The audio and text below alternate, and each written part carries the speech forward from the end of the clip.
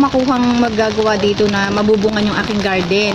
So yung mayroon na po akong kinausap na tao na kung available po siya, kung pwede po siyang gumawa dito sa aking garden na magbubong. So yung tao na yun masyado pong busy. So kung kailan po siya available, baka maisingit niya po ako. So yan, makikita niyo guys yung aking mga wala na po dyan. So yan, itinago ko po muna. Hindi guys, gumawa ng paraan ng lola nyo kasi katulad po ngayon, kaya ako nakapayong guys, umuulan. Magdamag na pong umuulan yan guys. So pangatlong araw na po ngayong umuulan, kaya di na po sila pwedeng mabasa.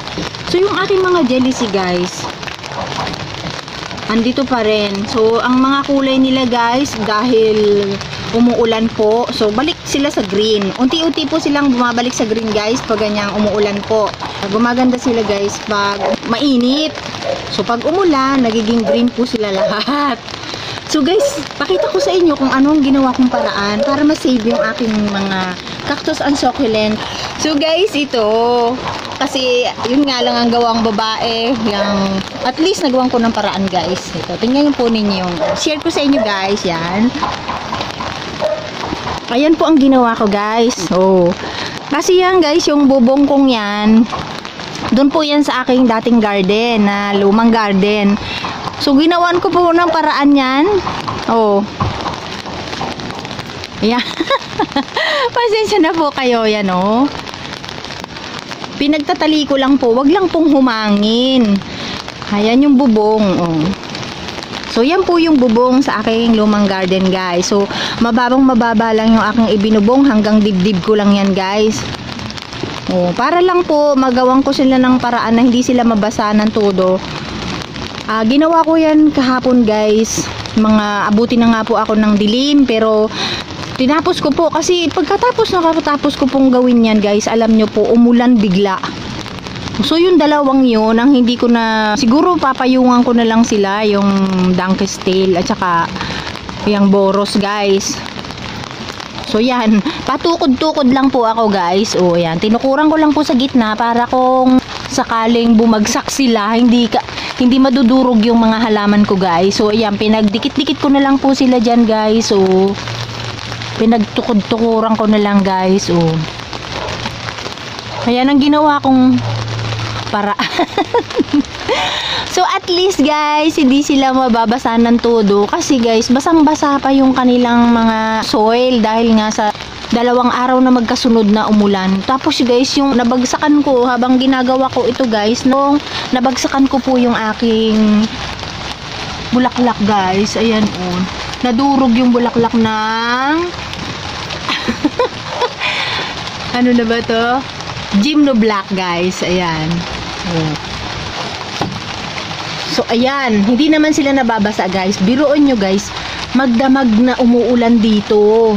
Hindi naman siya gaanong kalakasan guys, pero pag naiipon din naman yung tubig, di syempre kawawa naman sila guys. Ayan, basa pa rin nga po yung kanilang mga soil. Oh. So yan, tingnan po ninyo yung, kung nakikita nyo yung ulan. So yan.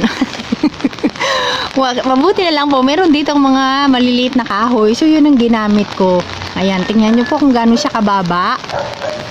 Ayan. So yumuyuko na lang ako guys. O total naman po, basa pa naman yung kanilang mga soil. So okay lang yan, ganyan guys. So para-paraan lang po yung aking ginawa guys.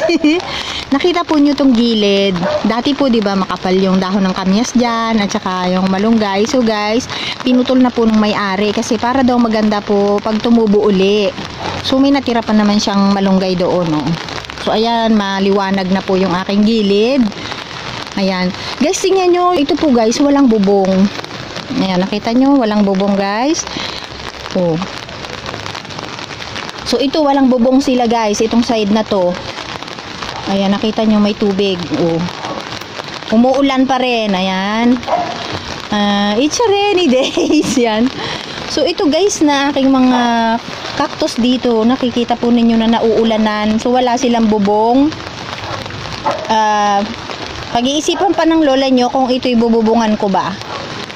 Kung tuloy-tuloy pa rin po ang ulan guys. Oo. Pero ilang araw na po silang inuulan guys, yung aking mga kaktay dito.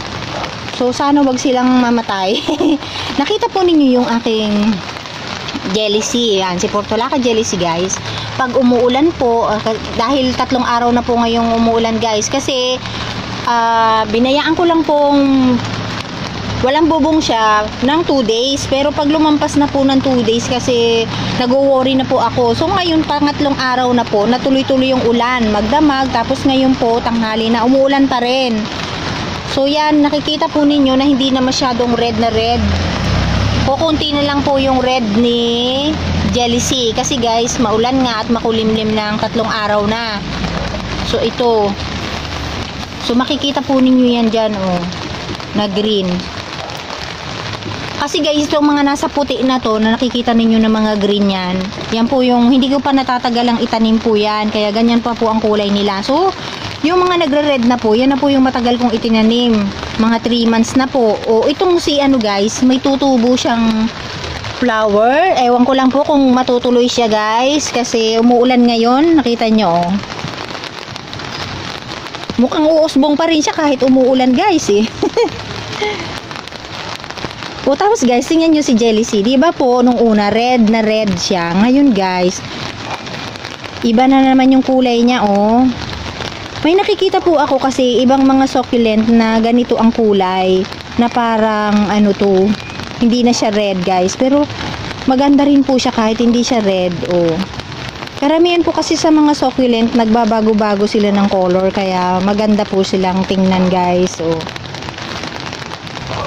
Mukhang lalaban guys yung flower niya kahit umuulan, bubuka pa rin siya. Kasi guys, yung mga Vietnam rose ko, bumuka sila guys kahit umuulan.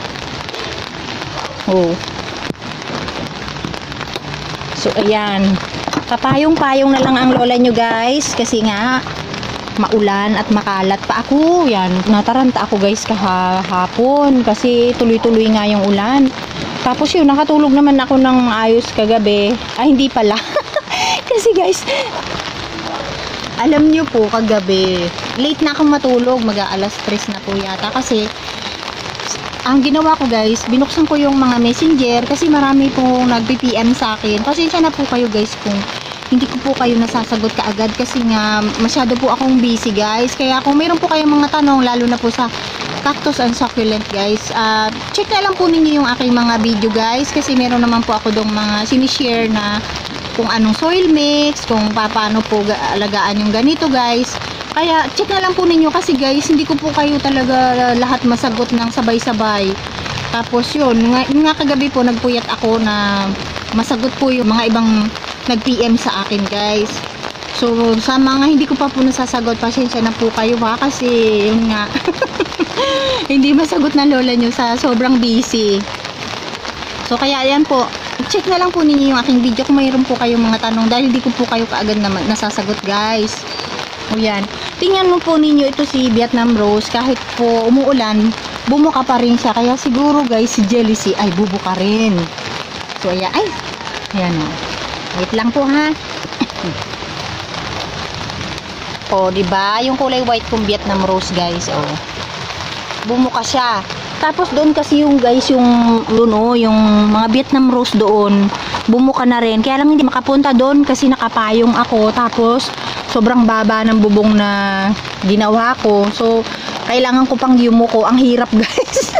Pag matanda na, ang hirap yung yumuko guys. Ang sakit sa likod eh. Kaya yan ganyan oh. Inapura ko yan kahagabi. Tapos guys, iniba ko na kasi tumutulo guys doon sa ibaba namin. Dahil yan guys yung may butas para magiging daan yan paakyat dito. Kaya ganun, makalat po. Ganun na lang sila kasi tumutulo guys doon sa baba. So mayroon pala akong naiwan pa dito guys na ibang cactus oh. Oh. So baka isilong ko na rin po siya kasi tuloy-tuloy po talaga yung ulan niya. Nakikita nyo pong mapatak-patak dyan. Ayan na yan, wala nang mga laman guys. So nakita niyo yun doon, meron akong tanglad guys sa taas. Kasi alam niyo kung bakit po yan nandiyan sa taas. Kasi po pag may naliligaw ditong pusa, ay paborito nila pong kainin yung tanglad eh, yung dahon. Baka mamatay po pag lagi nilang hinila yung dahon. Kasi dati meron po akong ganyan namatay dahil hinila ng pusa. So yan guys, pakikita ko po sa inyo na umuulan. Kung nakikita po sa video na umuulan pa ba? Kita po ba? Makulimlim yung langit guys. Oh. Yan. So, yan na lang po ang share ng lola nyo. Kasi marami po nagtatanong kung ano po yung ginagawa ko kapag umuulan. So, pag umulan po guys ng una, pangalawa, okay lang po sa akin yun. Kasi guys, halimbawa po, umulan ngayon or umulan magdamag. Kinabukasan naman po, sobrang init. Kaya po, nababawi ko din yung nabasang soil dahil natutuyo naman po. Kaya lang guys, 2 days na, 2 beses na pong umulan ng sobrang lakas ng gabi. Magdamag yun. So, nag-worry po talaga ako. Kaya ginawan ko po ng paraan yan. Naglagay ako niyan. Nakita naman niyo ang... Uy guys, nag-effort ang lola niyo gawin yan guys. Kaya, pasensya na po ninyo yung ginawa ko guys ha. O yan. Po ang share ng lola niyo para alam din po ninyo kung anong nangyari sa aking garden kapag umuulan. Bye-bye and God bless you all.